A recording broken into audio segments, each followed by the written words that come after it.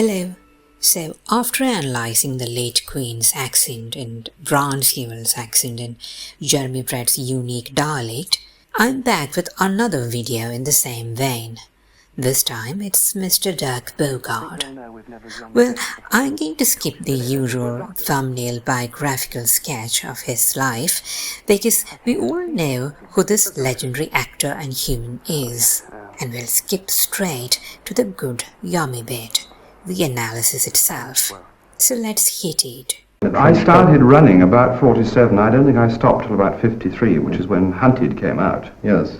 And Hunted, I think, was one of the best of the bunch. I did an awful lot of rubbish at that time. I seemed to wear a Macintosh all the way through and be chased over bomb sites. They were sort of fashion. Okay, something that you notice right away is the rapidity of his speech, the lackadaisical, pleasurable ramble. We are often told that to make your speech sound posh, and my regular viewers already know that I don't quite like that word posh, but we'll just use it for now. So we're told that we have to hit all the consonants, the T's and so on. So for example, the sentence "I have got to go" in super posh should be "I've got to go." So here 2 T's. I've got to go. But then we listen to Mr. Bogarde's speech and he often drops many of the T's and the ending consonants. He just rambles on. It's almost like he can't be bothered. And yet he's so delectably, well, posh. Let's listen to a bit more of the sample, shall we? Well, you know, Hollywood is you either accept it, or you don't accept it, or it doesn't accept you. There are 3 standards. Yeah. I accepted it, and fortunately they accepted me. I loved it there. It's a bit like Gold is Green in New Delhi, all rolled into so one. many people are fleeing from Hollywood. You would like to go back? Well, I don't think people are fleeing from it, are they? Oh, perhaps they are, I don't know. Yes, well, the trend is, you know, they tend to move out. I think you would flee from living there. Any sensible person would flee like hell from there. But you couldn't do better than to work there. Well, you know, Hollywood is you either accept it, or you don't accept it, or it doesn't accept you. There are 3 standards. Yeah. I accepted it, and fortunately they accepted me. I loved it there. It's a bit like Gold is Green in New Delhi, all rolled into one. See what I mean? It's like that lazy, egotistical aristocrat who can't be bothered to enunciate. He's clearly the Lord, the big guy, and if you want to follow along and understand, feel free, but he doesn't really care. Now, I'm not saying Dirk is doing that, but it was indeed a quality of a certain type of posh URP, upper receipt pronunciation.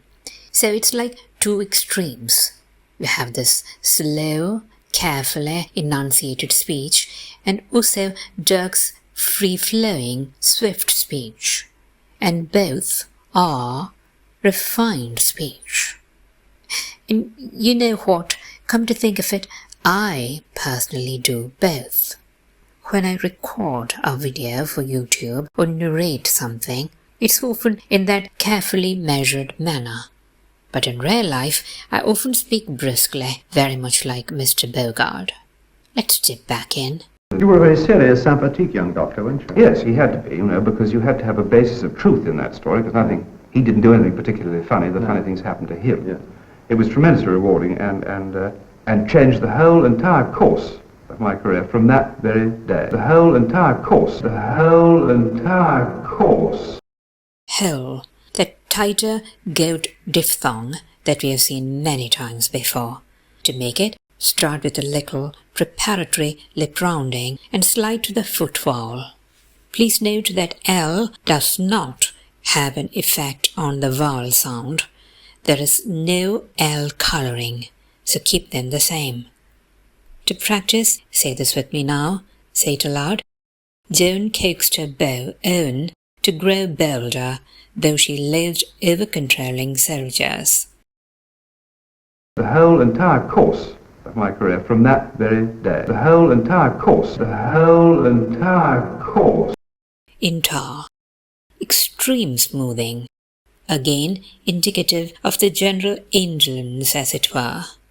I've done an entire video on smoothing, including exercise drills on how to do this. Please click up there to watch it now.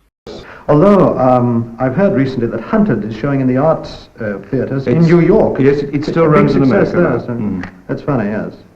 So you did 3 Doctor pictures in a row. The interviewer has a rather good accent too, very pleasing to the ear. It's the quintessential early BBC accent, or the one you would hear on patty newsreels, marked by a very rapid pace and staccato rhythms.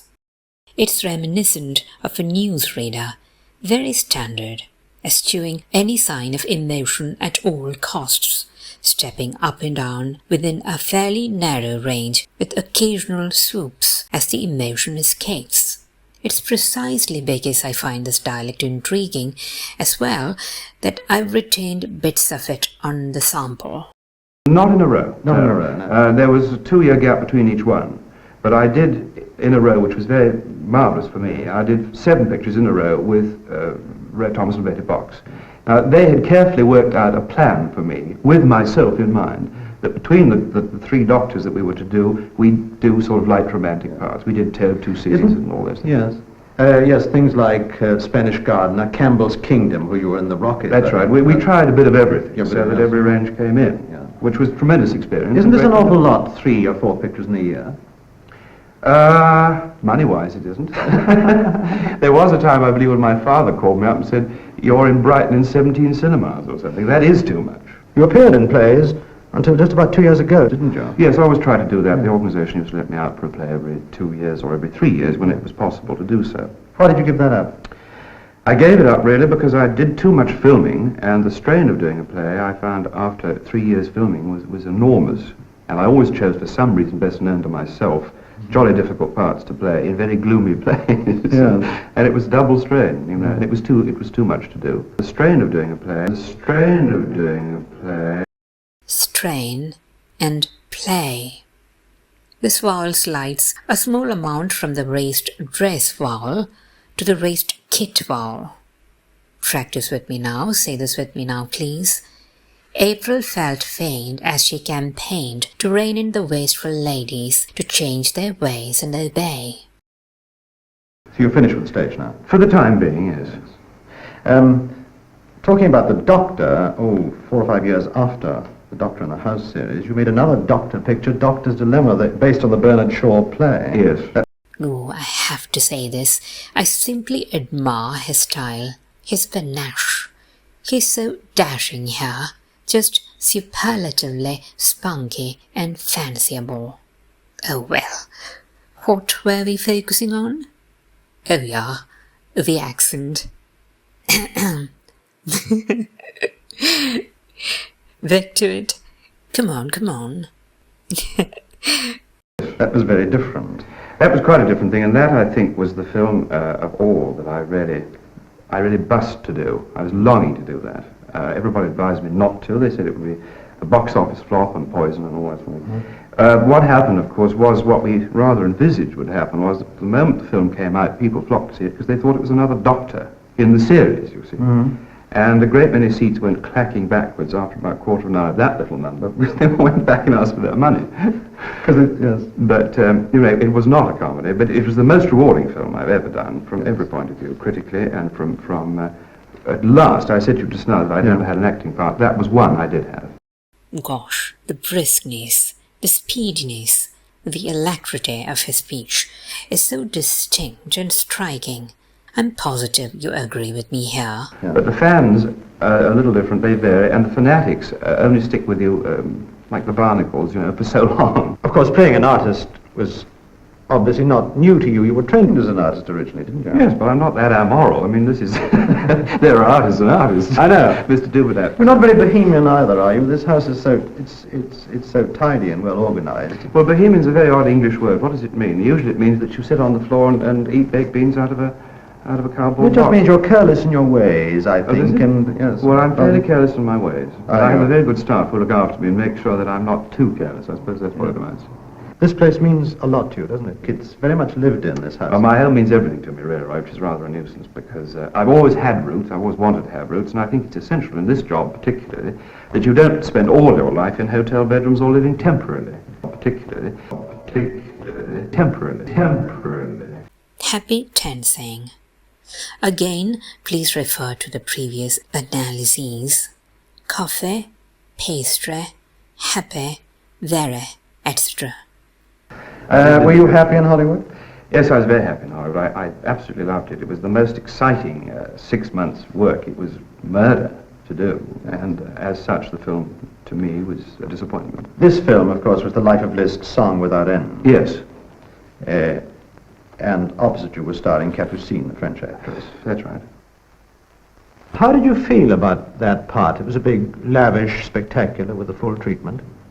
Well, I felt simply when I got the script, I was very ill at the time with pneumonia and was on my way out. And they thought it might be a good idea, the doctors, for me to read the script to sort of try and revive an interest, you know.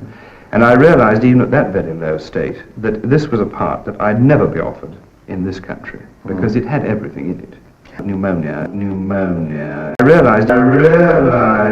Pneumonia. The goat vowel. Realized. Pronounced clearly, rather differently from the modern way. Korea, Maria, Cynthia, etc. Okay, I think that's enough for today. I had great fun, and I hope you did too. Did you find this useful? Whose accent do you want me to analyze next? Do let me know in comments below. I always try my best to reply to every worthy comment. See you all soon. Take care. I love you.